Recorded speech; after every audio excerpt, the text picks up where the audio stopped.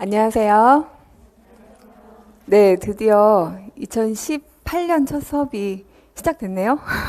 네, 제가, 사실 요 시기가 되게 작년 선생님들 2차 시험이랑 올해 선생님들 이제 다시 시작한 선생님들이랑 약간 이렇게 겹쳐 있는 시기여가지고, 근데 이제 다음 주면 다 끝나요.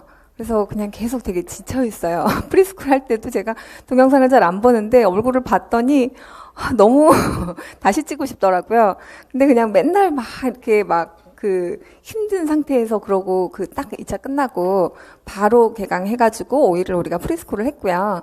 그 다음에 이제 오늘 개강을 했는데 그 간단하게라도 학습 코칭에 대한 거를 사실은 그때 하려고 했던 부분인데요.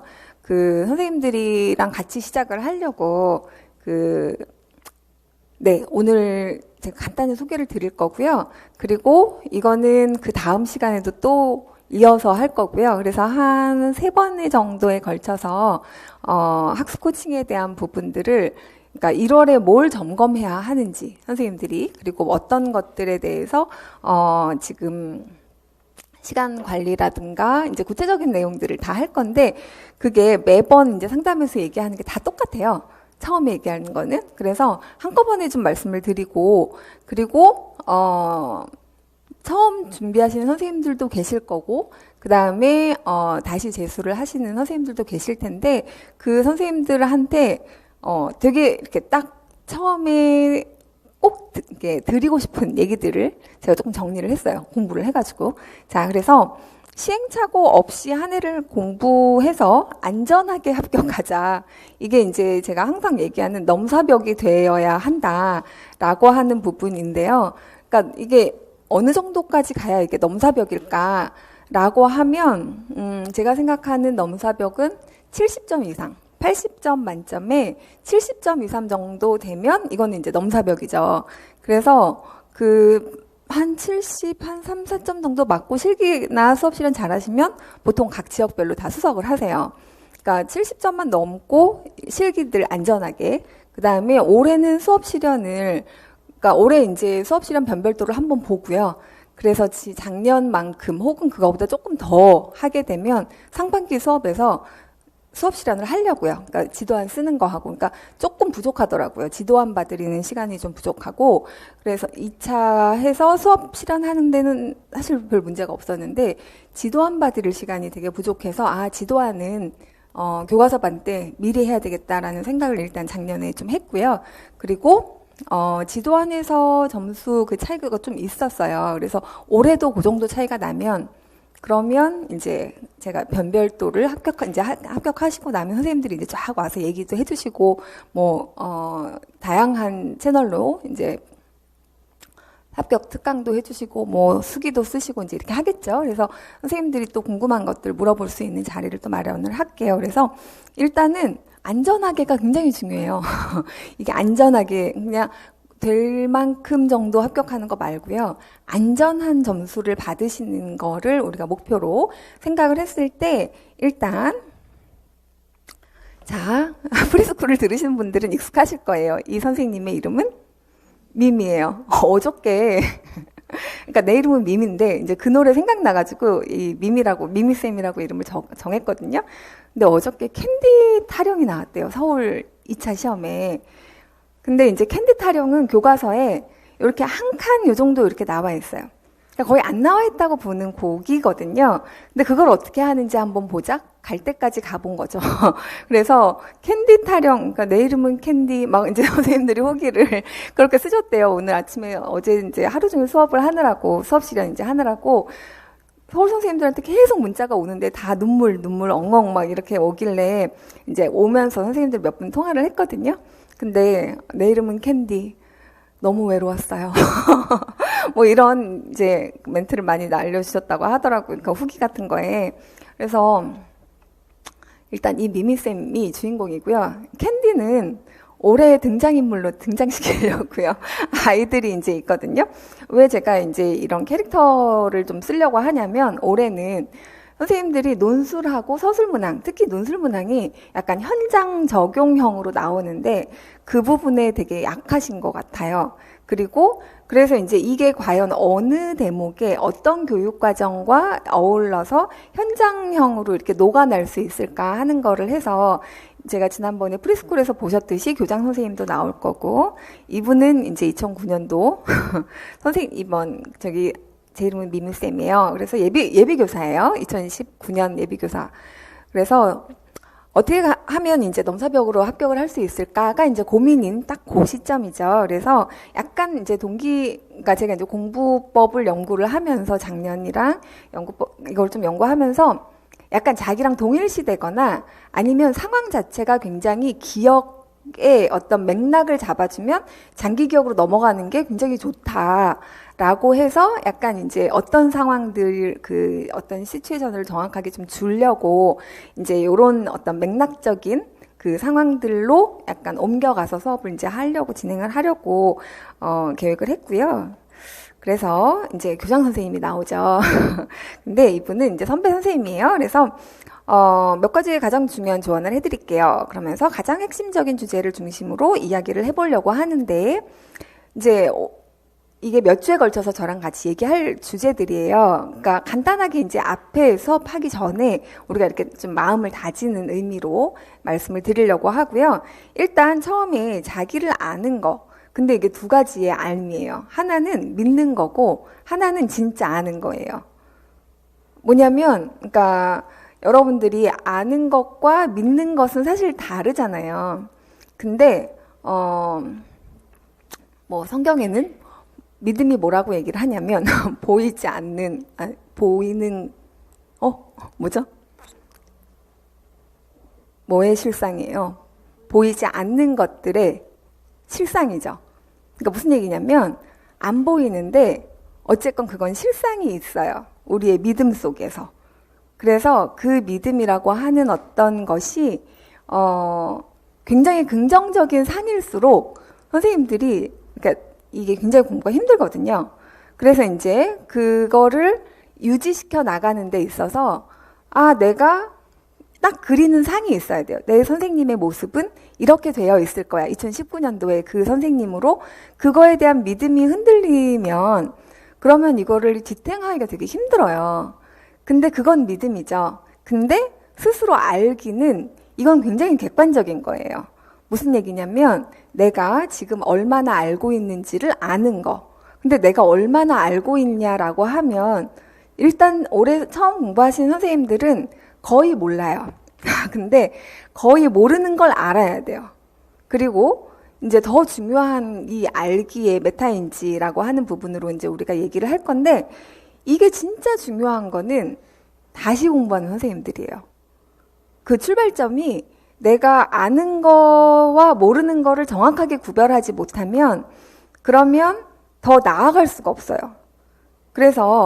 그리고 이제 선생님과 이제 처음 공부하신 선생님들은 뭐가 필요하냐면 내가 지금 일단 2달 정도를 해보면 어느 정도 알만한지가 보여요. 그리고 어떤 부분은 되게 많이 모르고 일단 거의 몰라요, 잘. 근데 어떤 건 되게 많이 모르고 어떤 건 좀 알 것 같아요.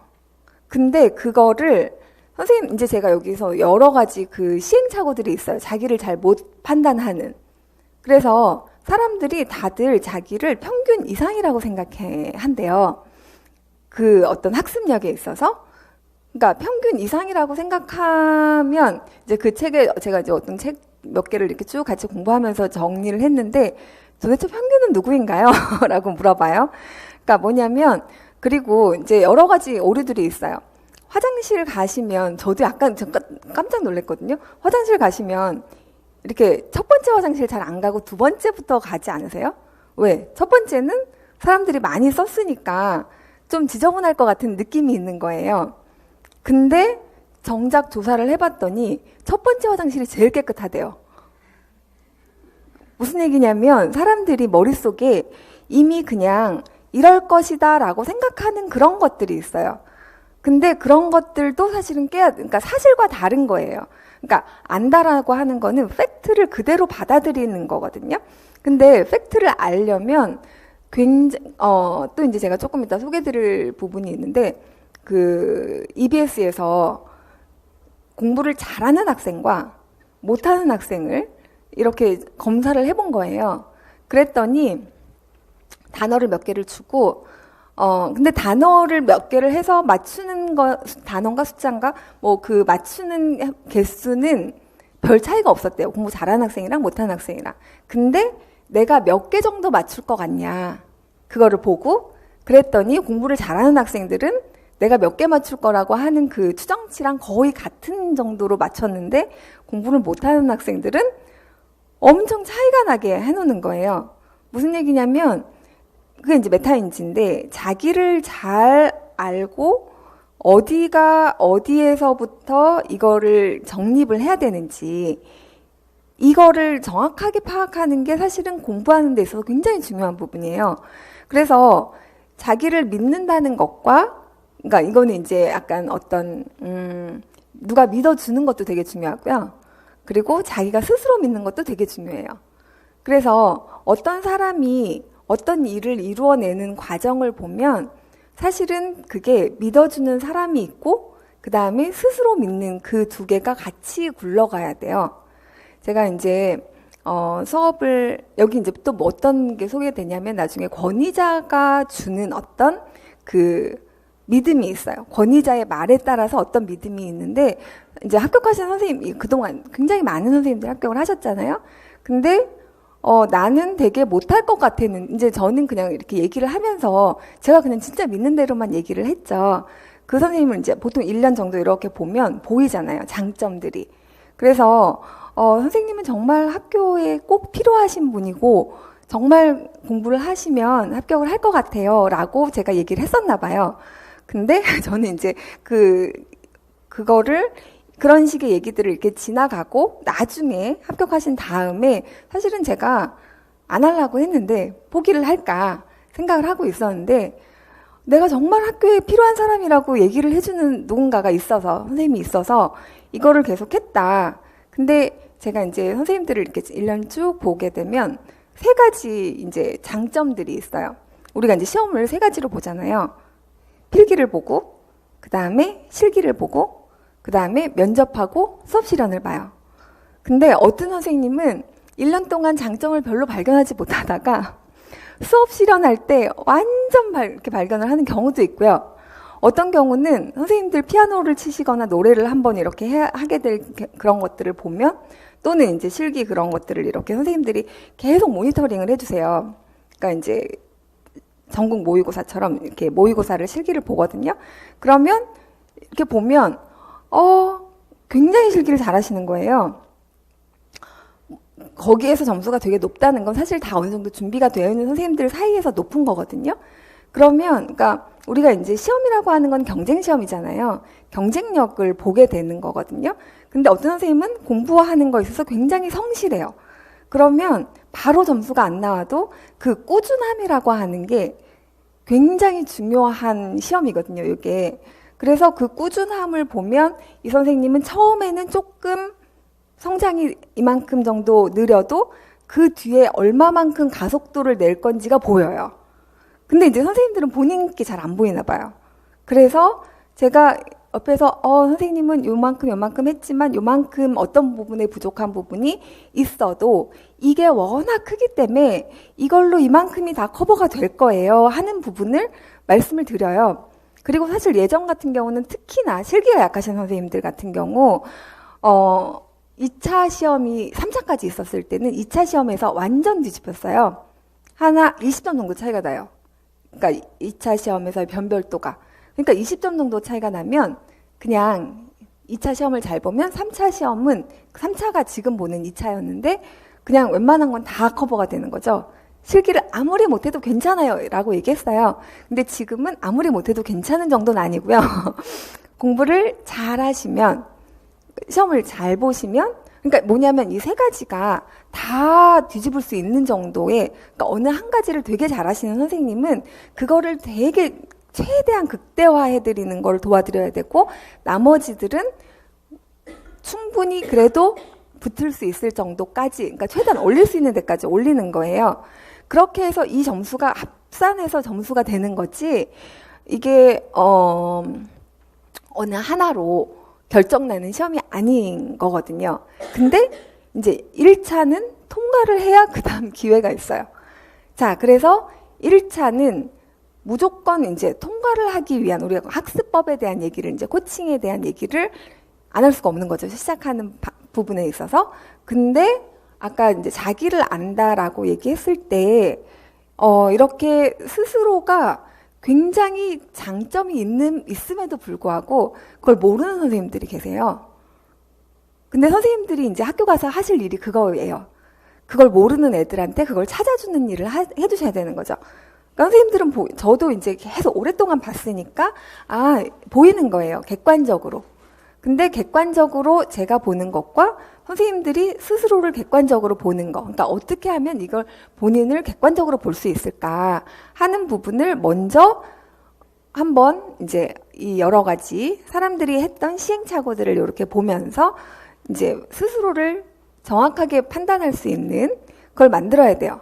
그래서 오늘 주로 할 얘기는 이 얘기고, 그 다음 주에는 이 성공적인 목표 설정에 대한 부분을, 그리고 이제 동기라고 하는 부분이 굉장히 중요한데요. 사실은 이거는 제가 이제 수업을 하고 선생님들한테 왜 선생님이 되려고 하는지 써보라고 할 거예요. 과연 어떤 선생님이 되고 싶은지 사실 너무 궁금하거든요. 선생님들이. 그러니까 저는 그냥 이게 시험만 합격하면 되는 거라고 생각하면서 이걸 하진 않아요. 여태까지 그렇게 해온 적이 한 번도 없고, 물론 가장 중요한 건 선생님이 돼야 그 다음이 있으니까. 근데 선생님들이 그리고 있는 그 선생님의 상에 이렇게 그걸 저도 알고 그걸 지원하고 싶은 마음이에요. 그래서 선생님들이 내가 되고 싶은 선생님의 상이 어떤 것인지, 그리고 그 동기가, 그러니까 이제 목표 같은 경우는 증명 목표가 있고요. 그거보다 더 나아가는 목표가 있어요. 성장 목표가 있어요. 그래서 증명은 시험에 붙기만 하면 돼요. 그럼 이제 어떤 거를 딱 통과하면 이제 라이센스가 주어지는 거죠. 이거 할 수 있어. 그만큼의 능력이 돼. 라고 증명을 하는 거예요. 그래서 내가 매일매일 교육과정을 외워서 2월 달까지 교육과정을 끝. 사실 이게 목표거든요. 저희가 선생님들하고 그 증명 목표이죠. 그거는 뭘 하면 돼요? 퀴즈를 보면 돼요. 시험을 보면 선생님들이 거기에 도달했는지 안 했는지 알 수 있어요. 그러니까 이제 그렇게 눈에 보이는 어떤 목표를 우리가 이제 그릴 거예요. 그려 나갈 거고, 그러니까 1년이라고 하는 거를 이렇게 긴 어떤 여기서 서울에서부터 부산까지 여러분들이 걸어가신다고 생각을 해보세요. 깝깝하죠. 아니, 서울에서 부산을 어떻게 걸어가나 라고 생각할 텐데 한 500km 되나요? 조금 넘나요? 자, 그런데 만약에 얘네들을 하루에 5km씩 걷는 건 사실 그렇게 어려운 일이 아니죠. 그쵸? 5km씩 걷는 거는 1시간 정도 걸으면, 제가 이제 예전에 학교를 한 바퀴씩 이렇게 매일 돌았어요. 네, 저희 그 순환도로 이렇게 쭉 해갖고 이제 대학교 다닐 때 친구랑 같이 살 뺀다고.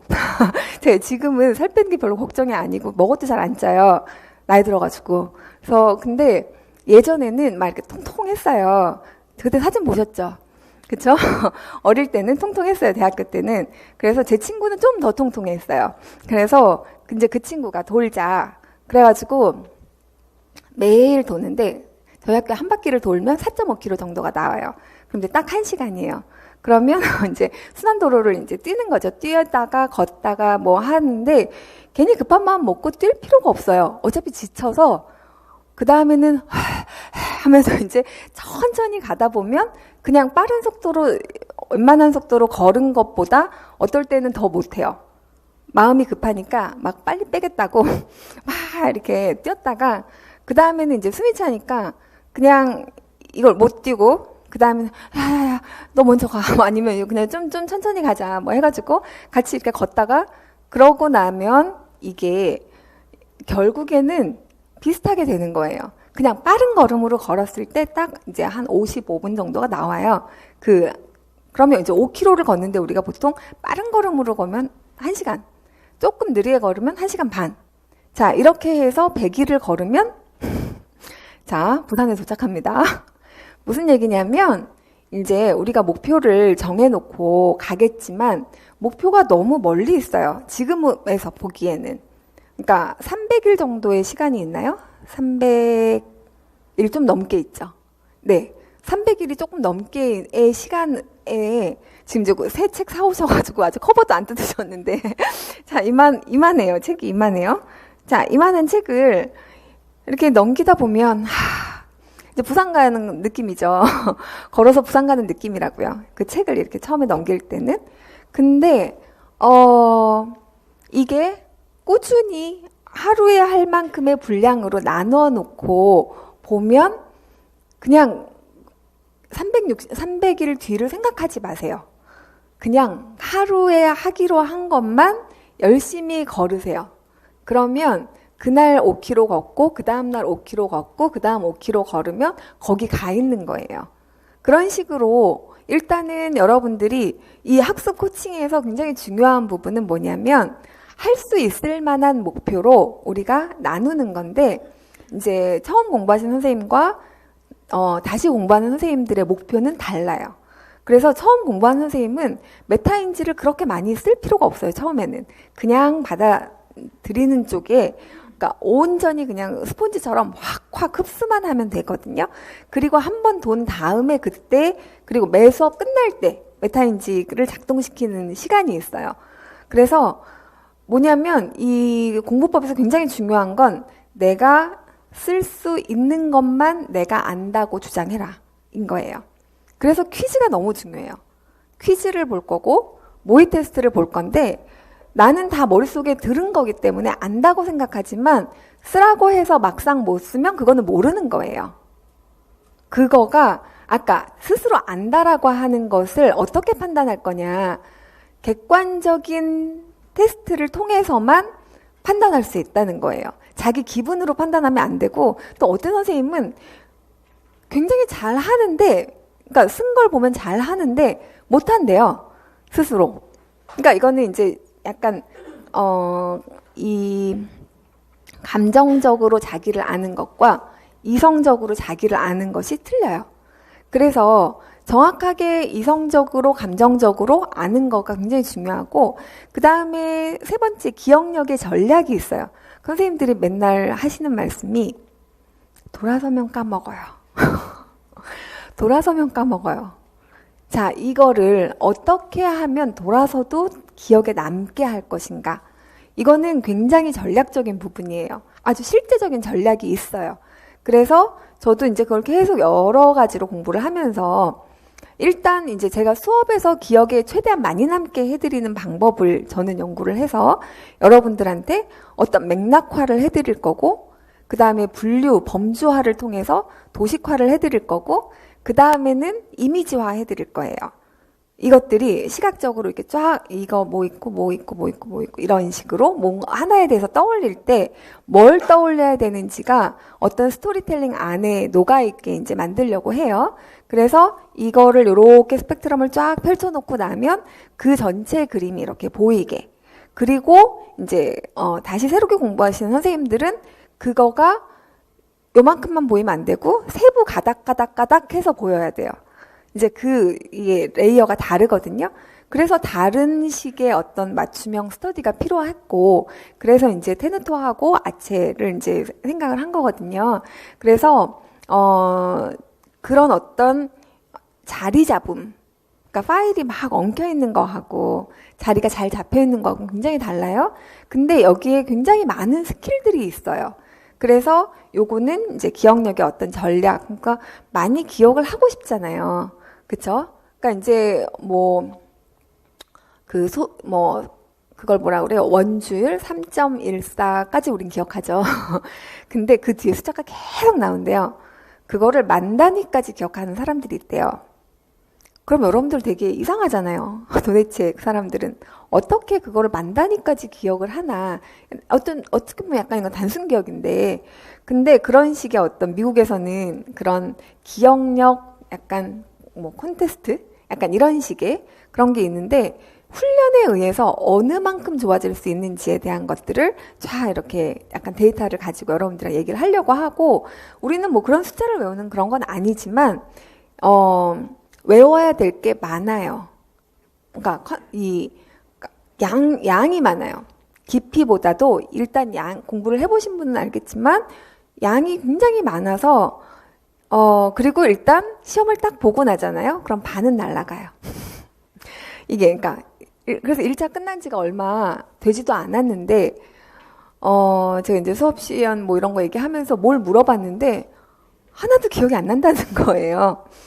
왜냐면 이게 내가 거기까지 필요한 거를 다 이제 증명 목표가 일단 됐으니까 얘는 날려버리는 거예요. 그래서 다시 공부해서 지역을 바꾸는 선생님들이 꽤 계시거든요. 올해도 몇몇 선생님들이 예전에 합격하셨던 선생님들이 서울로 오시려고 몇 분이 시험을 보셨어요. 그래서 몇 분은 붙고 몇 분은 안 되셨어요. 1차 시험에서. 근데 안 되신 분들이 공부를 못했던 분들이냐? 전혀 그렇지 않거든요. 근데 그런 이제 두 가지 요인이 있죠. 일단 학교 일이 바빠요. 그러니까 풀타임으로 공부하시는 분하고는 양적으로 이게 아무리 공부를 그때 잘 해놨어도 어려운 부분이 있고, 그 다음에 일단 그러니까 일단 바쁜 거가 있고, 그 다음에는 날라간 거예요. 기억이. 왜? 이제 나는 그거에 막 시험 보는 용도로 쓸 일이 없다고 생각하니까 뇌가 그냥 알아서 놔버려요. 근데 이제 여기에서 제가 스스로 알기나 이런 공부 방법에 대한 얘기를 하면서 굉장히 중요한 얘기를 할 건데요. 뇌의 가소성에 대한 얘기를 할 거예요. 가소성이라는 건 뭐냐면 뇌는 쓰면 쓸수록 좋아져요. 무슨 얘기냐면 엄청나게 많은 망으로 되어 있어요. 이렇게 시냅스와 이렇게 왜 그림 다 아시죠? 생물 시간에 배우신 거기에서 여기가 연결이에요. 그래서 이 연결에 대한 부분에 활성화가 되면 기억이 나는 거고, 거기가 죽어 있으면 왜 전기 꽂았는데 뭔가 안 흘러가면, 여기는 지금 안 통하는 뭔가가 물건이 있으면 안 흘러가잖아요. 그것처럼 기억을 이제 주로 관장하는 기관이 우리 이쪽 뒤쪽에 있어요. 그러니까 항상 넘어질 때 조심하셔야 돼요. 그래서 뒷목 여기가 굉장히 중요하고 해마가 있는데 거기서 다 관장을 해요, 기억을. 근데 얘네가 이렇게 망들이 쫙 뻗쳐 있는데 공부를 하면 할수록 연결이 되는 거예요. 거기에 뭔가 들어가는 게 아니라 연결이 막 되면서, 자, 문제가 딱 나왔어요. 문제가 나오면 그거를 보는 순간 시각이 그거를 파악하고 뇌에 이제 보내죠. 그러면 이제 얘가 어떻게 해야 돼요? 왜 우리가 컴퓨터에 검색 키워드 딱 치면 컴퓨터가 샥 스캔을 하잖아요. 그것처럼 얘는 여기에서 이 단어를 보고 쓰라고 한 부분을 스캔을 쫙 해요. 그래서 어딘가에 딱 닿아야 돼요. 근데 그 망이 끊어져 있으면 여기가 이제 연결이 안 되니까 인출이 안 되는 거예요. 결국에는 무슨 얘기냐면 망을 굉장히 이렇게 긴밀하게 범주화해서 망을 만드는 일을 하는 거거든요, 우리가. 근데 얘가 죽을 때까지 그러니까 계속 그러니까 발전이 되는 거예요. 그러니까 공부를 하면 할수록 더 똑똑해지는 거죠. 왜 한 10년 정도를 1만 시간의 법칙이라고 그래서 10년 정도를 뭘 하고 나면 그 사람은 무슨 얘기만 하면 그거에 둘러싼 뭔가를 쫙 통찰을 여기 이렇게 보여주잖아요. 자, 그게 왜 그러냐면 그거와 관련된 뇌를 계속 써서 그래요. 그래서 이제 뇌를 어떻게 훈련시킬 것인가. 이게 이제 우리가 기억 전략과 그 다음에 이제 그 뇌의 가소성을 믿어야 돼요. 그러니까 선생님 저는 머리가 진짜 나빠가지고요. 뭐 이런 얘기 하시는 분들이 있거든요. 시간이 어떤 공부라고 하는 거는 출발점이 절대 똑같지 않아요. 그러니까 이제 잘하는 사람을 보고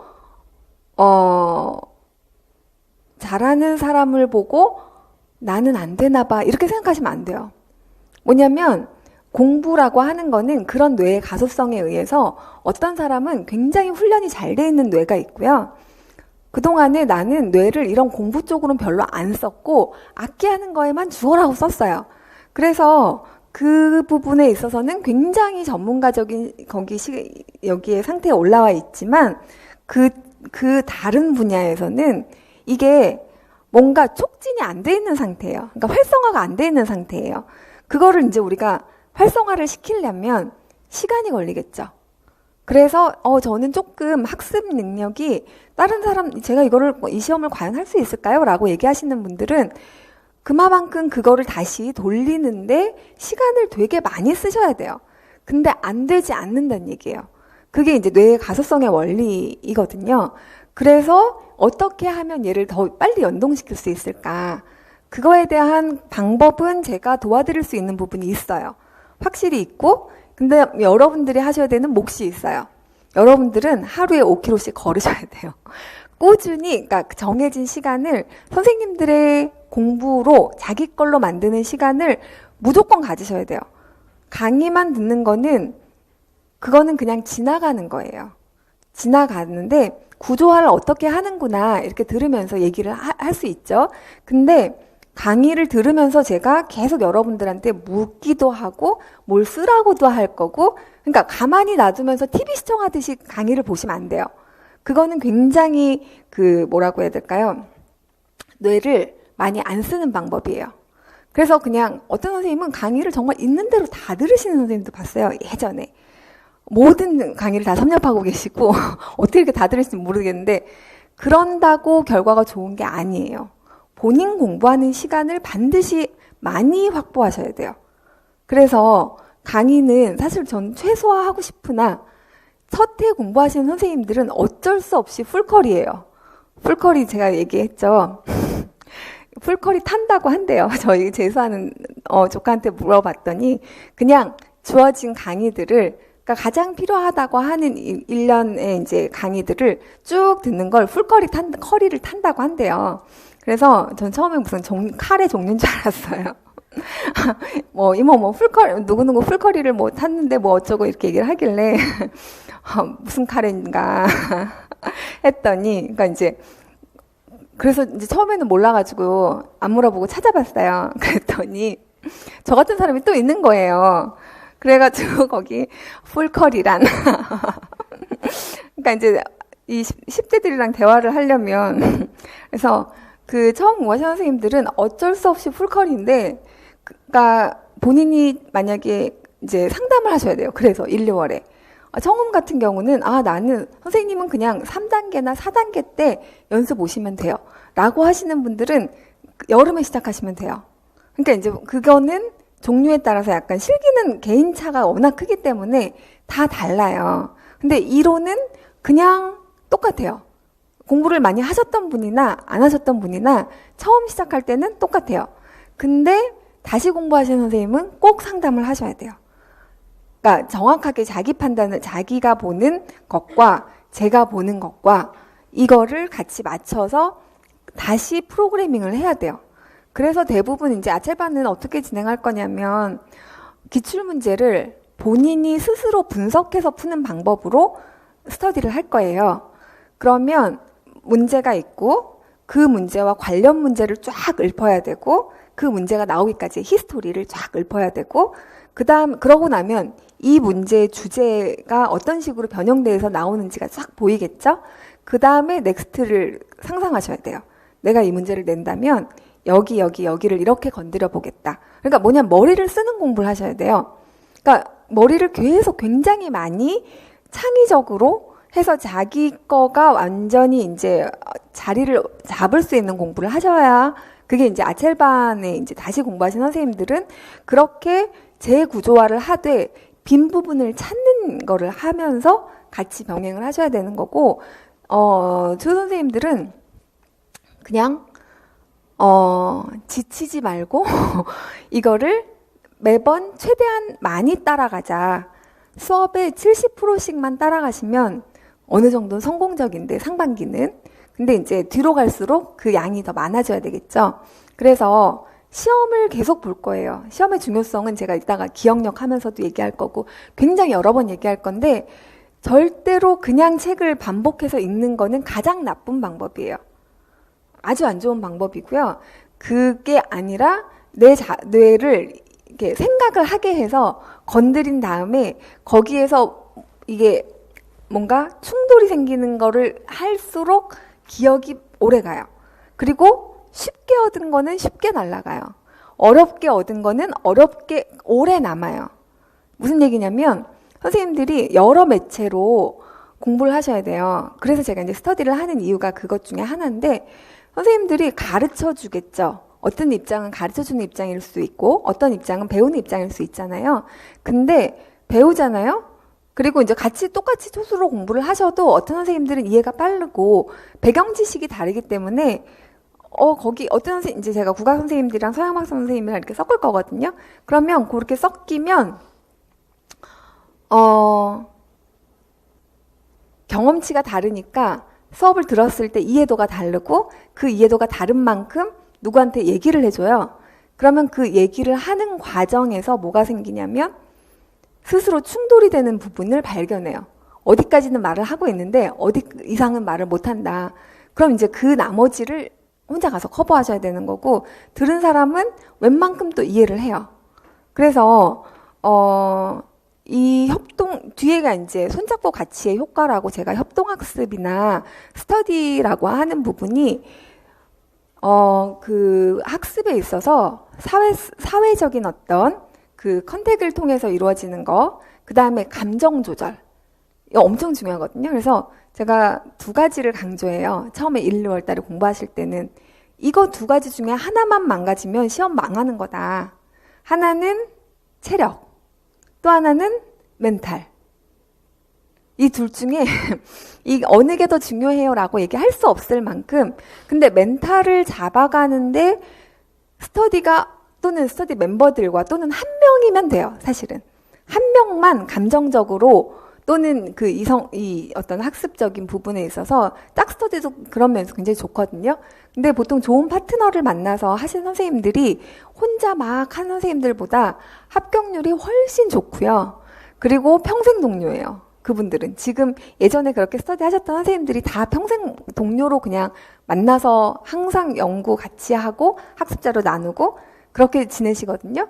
그래서 저는 여기가 끝이 아니고 시작이라고 생각을 해요. 합격이라고 하는 거는 여러분들이 시작을 하는 지점인 거고. 자, 그래서 요런 얘기를 제가 대략적으로는 전체를 얘기를 했고요. 오늘 얘가 그렇구나. 혹시 선생님들도 그렇구나 했어요? 이런 거는 제가 그냥 제 희망을 담기도 해요. 가끔씩 선생님들이 그렇구나 해줬으면 좋겠다 싶으면 요런. 그래서 메타인지에 대한 굉장히 막 과학적인 뭔가 근거를 막 들어가지고 왔는데, 일단 얘는 스킵할게요. 다음 시간에 제가 말씀드릴게요. 그래서 이따가 한번 다시 들어봐야 되겠네요. 일단은 객관적인 파악을 하기 위해서 우리가 하려고 하는 그 약간 시스템적으로 굉장히 중요한 게 매 수업마다 퀴즈와 모의 테스트를 할 거고요. 그 다음에 퀴즈 같은 경우는 좀 간단하게 할 수 있는 부분들은 그날 그냥 수업을 듣고 나서 바로 하는 그런 식의 어떤 퀴즈를 다음 시간 정도부터 할 것 같아요. 그리고 모의 테스트는 역시 다음 주부터. 그러니까 모의 테스트는 뭐냐면 오늘 공부한 거에 대한 테스트가 모의 테스트예요. 이건 복습해 갖고 와서 하시는 거고, 퀴즈는 수업을 들으면서 제가 이거 중요해요, 이거 중요해요, 이거 외워야 돼요 하면서 암기할 부분들을 다 이렇게 뽑아 드릴 건데, 그거를 수업 시간에 외우란 얘기예요. 그런 다음에 수업이 끝나고 스터디 하기 전에 간단하게 퀴즈를 풀고 스터디를 하려고요. 그러면 그날 공부한 거에 대해서 바로 인출해 보는 게, 이게 소진되기 전에 하는 거가 굉장히 효과적이고, 당일날 복습하는 게 훨씬 효과적이에요. 그래서 스터디를 하시고 나면 이제 막 비는 게 막 보일 거예요. 그러면 당일에 해서 웬만하면 그날 쭉 보고, 근데 좀 이제 수업이 6, 7시 뭐 이렇게 끝나면, 그러니까 스터디까지 하셔서 조금 늦게 끝나고 나면 집에 가시면 이제 막 9시 이러니까 좀 시간이 없으면 그 다음 날까지. 그러면 거의 60, 70% 이상은 바로 하기 때문에 시간이 굉장히 단축되고요. 이 상이 다 그대로 남아있는 상태에서 그대로 보존을 시킬 수 있어요. 그래서 최대한 기억이라고 암기, 그러니까 1, 2월에는 제가 어떤 최소한의 암기를 요구할 거예요. 이만큼은 꼭 외우세요 하는 것들을. 그리고 그 부분들에 대한 퀴즈를 이제 하려고 하고, 그 다음에 스터디에서 구두 테스트와 토의를 하는 거, 이런 것들은 아까 이제 본인이 평균 이상이라고 생각한다. 누구나. 그러니까 굉장히 많은 부분. 근데 이제 그거를 통해서 약간 수정을 할 수 있어요. 그리고 어떤 경우는 나만 몰라. 스터디를 했는데 나머지는 다 아는데 나만 몰라. 그럴 수 있어요. 근데 일단 그 스터디 멤버들끼리는 전혀 그 모르는 거에 대한 부끄러움이 없어야 돼요. 그래서 내가 모른다는 거를 인정하고, 어떤 사람은 굉장히 빨리 발전을 하고 어떤 사람은 굉장히 천천히 발전을 하는데, 이제 제가 봤던 어떤 책의 저자가 다녔던 회사에 고등학교만 졸업하고 왔대요. 그 회사에, 그 연구소에는 다 거의 평균 에버리지 석박사인데, 근데 이 모든 사람들이 그 사람한테 질문을 하더라는 거예요. 그래서 도대체 이 사람은 뭔가, 그랬더니 이 사람이 뭘 잘했냐면 10년 정도 현장 경험이 있었던 거예요. 공장에서의 현장 경험이. 그러니까 모르는, 이 연구만 했던 사람들은 모르는 실제적인 문제를 잘 다룰 수 있고, 그거 말고, 근데 이제 논문을 엄청 많이 쓰는 거예요. 이 고졸 선생님이. 그러니까 근데 그건 어떻게 가능한가 봤더니 이 주변에는 석박사들이 깔린 거예요. 이 사람 옆에. 그래서 뭘 물어보면, 뭐가 모르면 이거 전공 사람한테 물어보고, 뭘 모르면 이 사람한테 물어보고, 요거 모르면 이 사람한테. 그러니까 전문가를 자기 무슨 저기처럼, 과외 선생님처럼 활용을 한 거예요. 그래서 이 사람이 결국에는 그렇게 한 다음에 첫 번째 논문 쓸 때는 어려웠어요. 근데 한 번을 쓰고 나니까 두 번째 논문부터는 쭉쭉쭉 써지는 거예요. 그러니까 한 번의 성공 경험이 굉장히 중요하고, 여러분들이 그래서 내가 이만큼을 해냈구나. 제가 가이드라인을 대략 정해 드릴 텐데, 요만큼 공부를 해서 모의 테스트 요 정도 받고, 그 다음에 스터디 할 때 요만큼 정도 모르는 게 없고, 그렇게 해서 뭐 이제 텐터 반을 가갖고 모르는 것까지 다 질문해서 이만큼 다 아는 걸로 구두 테스트까지 확인이 되면 아는 거예요. 라고 이제 얘기를 해드릴 거예요. 그러니까 정확하게 알고 자기가 아는지 모르는지를 확인하는 게 너무 중요하다는 얘기를 하나 드리는 거고, 또 하나는 묻는 거를 부끄러워하지 말란 얘기예요. 그러면 누군가에게 물어봐서 그러면 이제 미안하잖아요. 근데 그 사람한테서 좋은 일이에요. 왜냐하면 약간 귀찮을 수도 있어요. 근데 그렇지만 여기 이제 우리가 다 학습 이제 현장에서 교사로서의 동료들이 되실 분들인데, 본인의 그 너그러운 마음을 여기에서 일단은 할 수 있는 장을 마련해 준 거고, 그거보다 더 실질적으로 도움이 되는 거는 설명을 하면 얼만큼 아는지가 굉장히 명확해져서 본인이 안 까먹어요. 가르친 건 안 까먹어요. 그러니까 가르칠 기회를 드린 거예요, 그분에게. 그러니까 너무 물어보는 거 어려워하지 마시고 물어보세요. 그렇게 해서, 그래서 그 고졸 선생님이 나머지 석박사님들보다 훨씬 더 많은 유수의 논문들을 엄청나게 써 나갔는데, 그 과정에서 절대로 물어보는 거에 있어서 주저함이 없는 거고, 빨리 자기 걸로 만들어버리는 거예요. 굉장히 똑똑한 사람인 거죠. 주변에 있는 모든 걸 다 인력을 활용할 수 있는 사람이니까. 그래서 그걸 알고 나면 그 다음에는 도와주세요. 잘 알게 되면 그 다음 선생님을 도와주시고, 항상 저 얘기하거든요. 그러니까 우리 클래스에서 이제 선생님들이 되게 자발적으로 많이 도와주세요. 합격하시고 나서도. 근데 합격하시고 나서 본인이 합격하기 전에 많은 선생님들한테 도움을 청하면 누구도 거절하지 않고 다 도와줬거든요. 그러니까 선생님들도 다 그게 이제 약간 좋은 전통처럼 이어져서 수업을 잘하시는 선생님들이 되게 많은데, 올해도 지금 다 지방도 다 선생님들이 봐주시거든요. 거기 계신 선생님들이 그냥 기꺼이. 왜냐, 본인도 누가 봐줬거든요. 그 전에 합격하실 때. 물론 안 봐주신 분도 있어도 봐주세요. 그러니까 이게 같이 하는 거에 굉장히 그러니까 선생님이 한 분인 거하고 여러분인 거하고는 다르단 말이에요. 그래서 여러분의 선생님들을 활용하시고 여기 안에서 그리고 선생님들은 그런 선생님이 되셔서 그 다음에 또 뭔가 해줄 수 있는 것들을 베풀어 주시는 요 약간 굉장히 선순환을 제가 굉장히 강조하고 그게 교사로서 해야 되는 일인 거라고 일단 생각을 하거든요. 그러니까 그냥 퍼주세요. 지식을 막 퍼주시고 그리고 배우는 거에 부끄러워하지 마시고 그래서 얼른 이렇게 해가지고 딱 그 어디까지 가면 근데 이게 어떤 면에서 또 가능하냐면 TO가 꽤 많아요. 다 붙을 수 있어요. 그러니까 이 사람을 내가 넘어뜨려야 붙는 시험이 아니고요. 여기 있는 사람 다 손 붙잡고 그냥 붙으면 돼요. 그렇게 생각을 하시는 거를 신신당부를 드려요. 그래서 이제 좀 친해지시고 나면 한 3, 4월 조금 넘어가면 이제 좀 친해지거든요. 그러고 나면 이제 그 선생님들이 정서적으로 굉장히 도움이 된다는 거를 아마 느끼실 거예요. 지치거든요. 혼자 공부하는 거가 아니라서. 자, 그래서 이게 뭐 테스토랑 아첼 이것도 그런 선생님으로 활용을 좀 하시라는 좀 더 밀착해서 활용할 수 있도록 이 스테이지를 만든 거고 그 다음에 텀이 마칠 때마다 이제 하프 모의고사를 보려고 해요. 2달 단위로.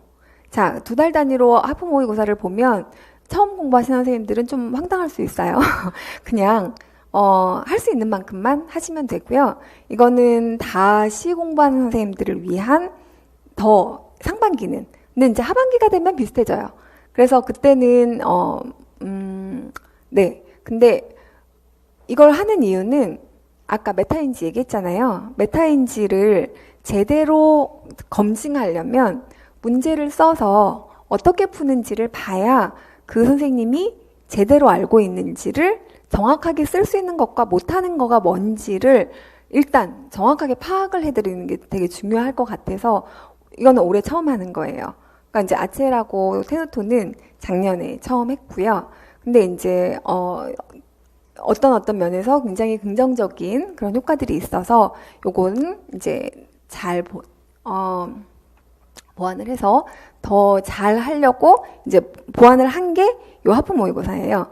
그래서 기출문제 같은 경우는 싹 정리가 될 거예요. 상반기 안에. 그리고 테누토반은 테누토반대로 기출문제를 할 거예요. 기출문제를 알파와 오메가라고 생각하시면 돼요. 여태까지 한 26년간 시험이 여러분들의 공부의 시작이고 끝이에요. 그래서 시작할 때도 기출문제로 시작을 하시고 끝날 때도 기출문제로 끝을 내세요. 그러면 다 어떤 그 평가 영역 분류표 안에서의 변형이거든요. 그러니까 이제 정리를 하면 나를 잘 알고 그 다음에 여러분들의 대상이 되는 게 뭐예요? 시험을 잘 알면 붙어요. 근데 나를 잘 아는 거는 여러 이제 방법으로 방금 같은 요런 내용을 같이 보면서 내가 그 부분에 대해서 어떻게 알고 있는지를 파악하게 하는 것들을 최대한 시스템적으로 도와드릴 터이니 여러분들이 할 일은 뭐라고요? 아까 얘기했죠. 5km씩 걷는 거. 그냥 시험을 보세요. 한 번도 빠지지 말고. 그런 것들이 여러분들이 하실 일이에요. 그러니까 뭔가 이렇게 여러분들이 계획을 해서 하는 건 어렵지만 그거를 다 이만큼 이 1년간의 일련의 일들이 어떻게 일어나는지 이 사이클을 잘 알고 있는 상황에서 그걸 이렇게 나눠드린 거잖아요. 쪼개서.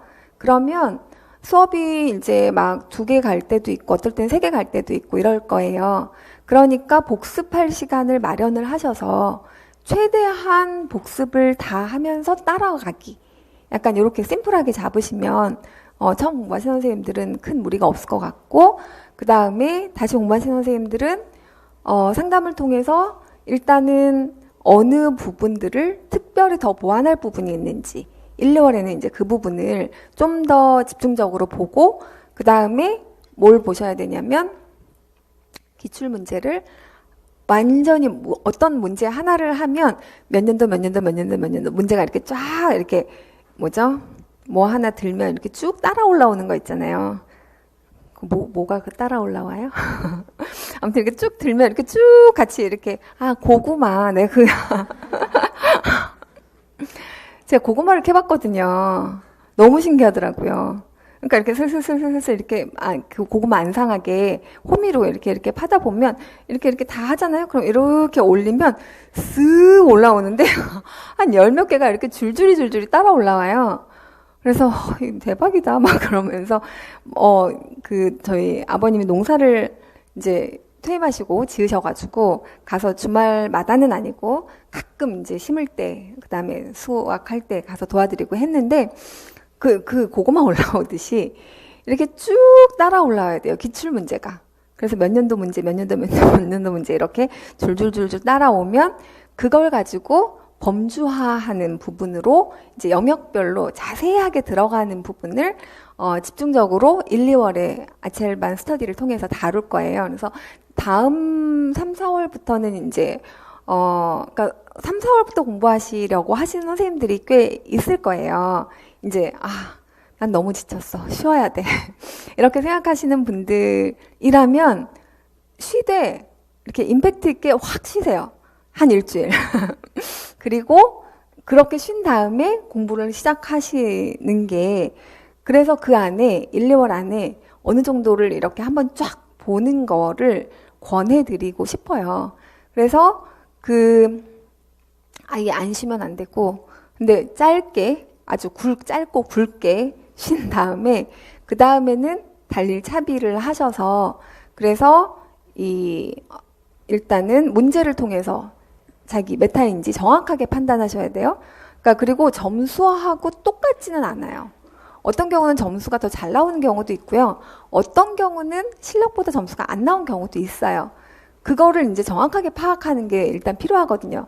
데이터로는 점수가 일단 1차 점수가 나와 있지만 자, 그래서 그 계획 오류를 수정하고 뭐 이제 학증 편향 이런 것들은 사실 앞에 쫙 이제 정리를 해드렸는데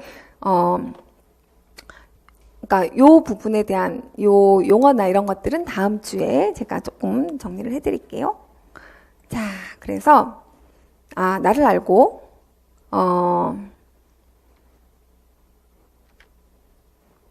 나 스스로의 능력에 대해서 상당히 회의적인데 이를 어떻게 해결할 수 있을까? 뭐 이런 괴로움이 있다고 하면 순서가 조금 바뀌었었나 봐요. 이게 조금 더 앞에 나왔었던 얘기들인데 어디까지 나오나 한번 보죠.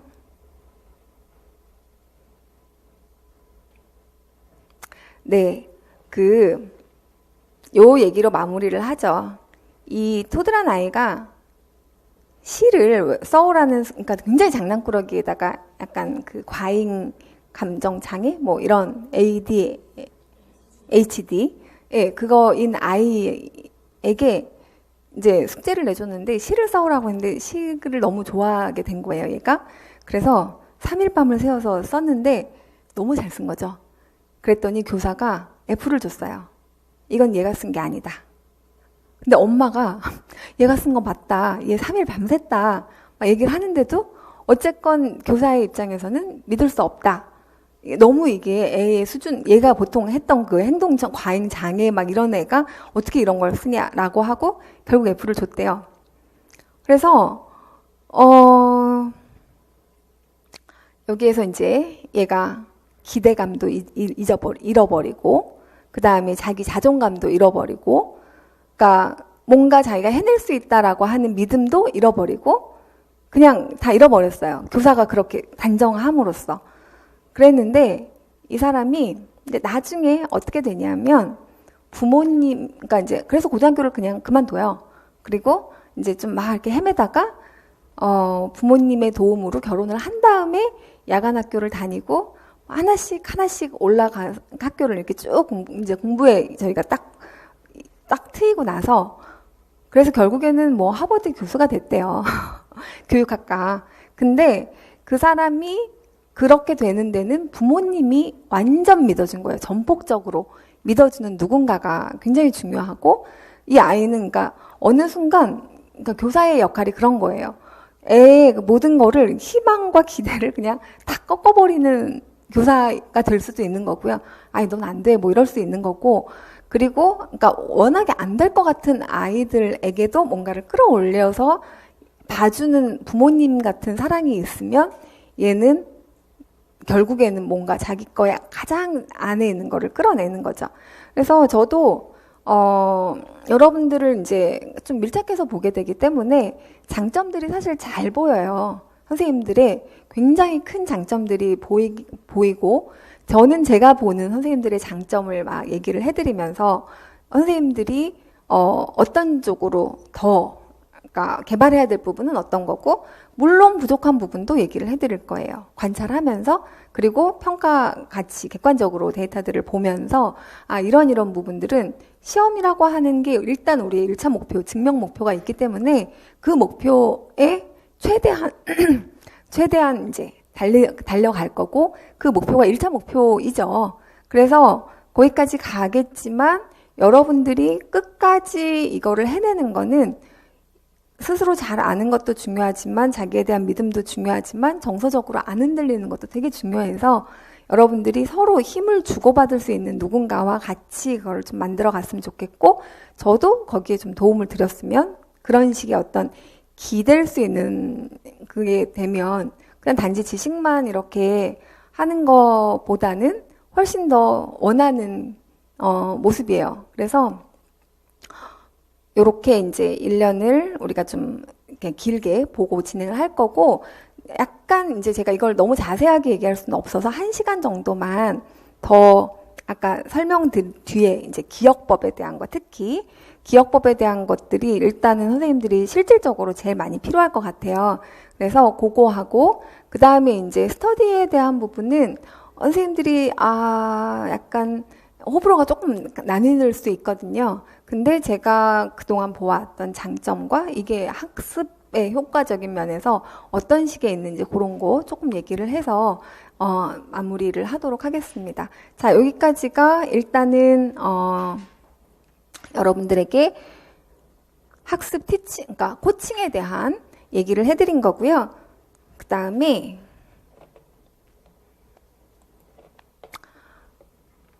수업 오리엔테이션은 뭐 길게 하지 않고요. 간단하게만 얘기를 할게요. 그러니까 강의 계획에 대한 얘기 하려고요.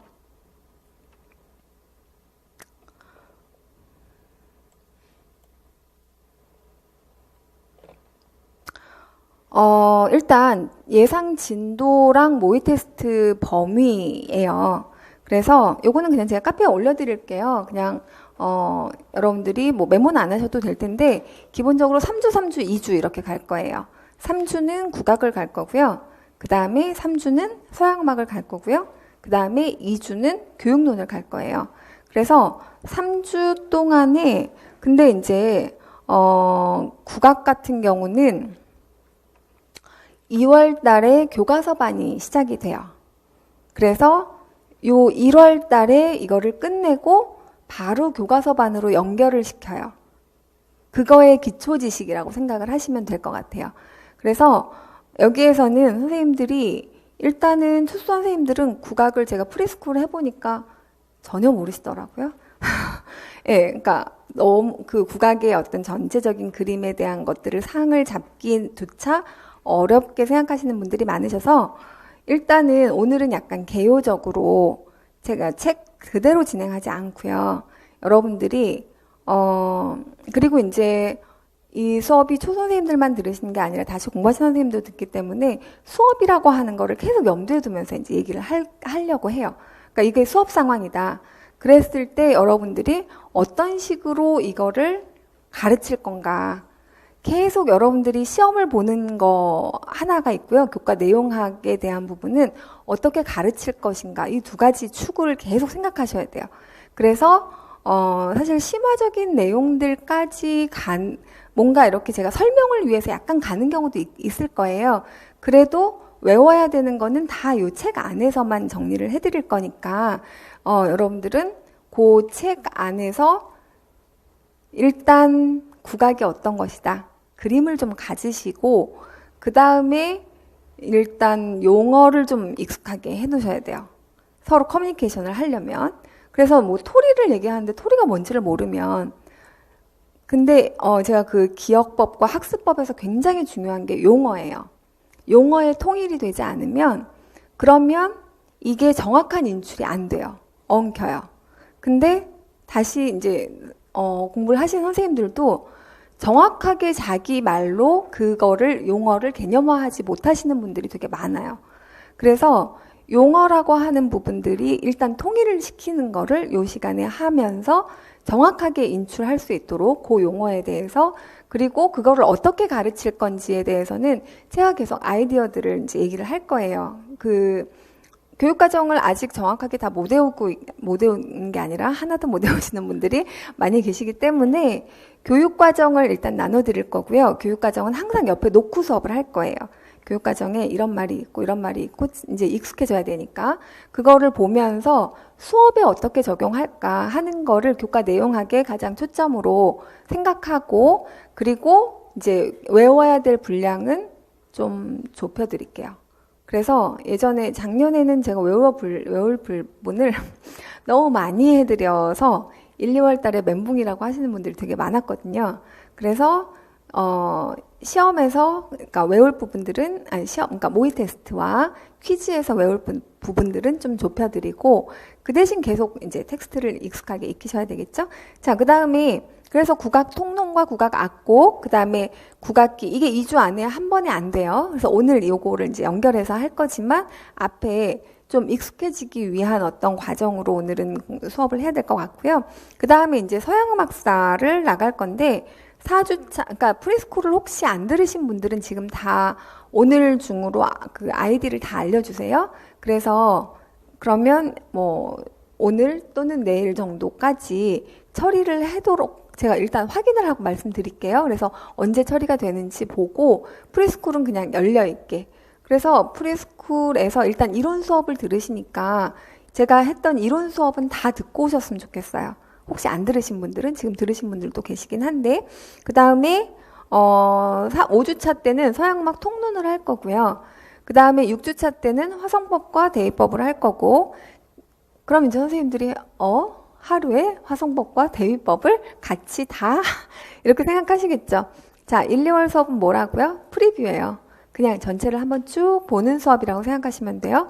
그래서 화성법이 진도가 끝까지 나갈 거예요. 전초까지. 나가긴 하되 거기에서 다 이해가 안 되고 몰라도 그러면 이제 화성법 수업으로 이제 커버를 하시면 되고 그 다음에 대위법도 마찬가지고 그 다음에 교과교육론 이론이 있고요. 그 다음에 교수법과 교육과정이 있어요. 그래서 요거를 7, 8주에 나눠서 이것도 2주 분량으로는 턱없이 부족해요. 그러면 얘는 뭘로 이제 바로 연결이 되냐면 3월 달에 교과교육론 심화반으로 연결이 돼요. 자, 그러면 그 시간에는 모든 수업이 이제 마인드맵 중심으로 수업을 하면서 아까도 얘기했죠. 구조화하고 범주화 할수록 얘네들이 늘어난다.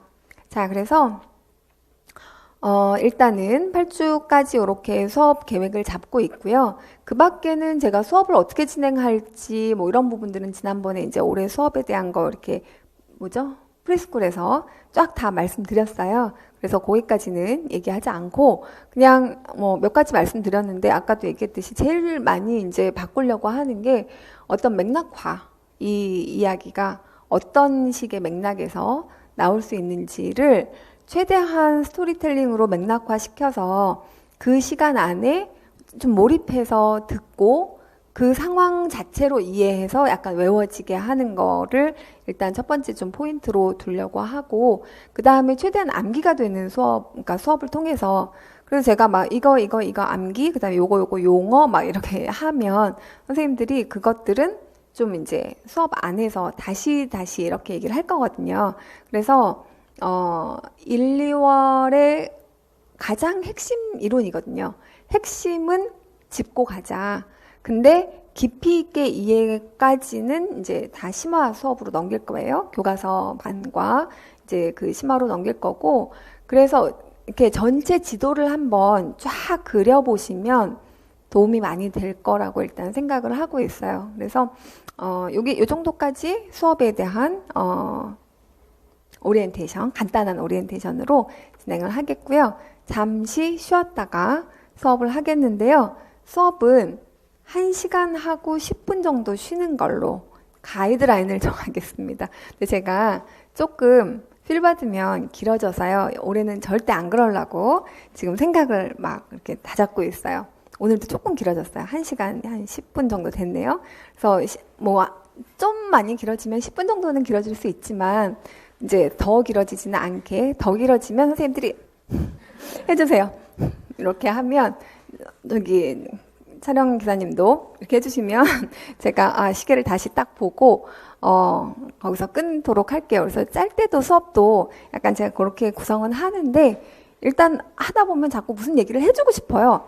그래서 그 얘기하다 이렇게 하면 제가 원래 끊으려고 했던 거기까지 가는데 시간이 조금 오버가 되기도 하더라고요. 그래서 최대한 1시간 안에 이거를 끝내는 걸로, 그러니까 1시간 단위로 이렇게 끊어가는 걸로 그렇게 진행을 하도록 하겠습니다. 자, 여기까지 할게요.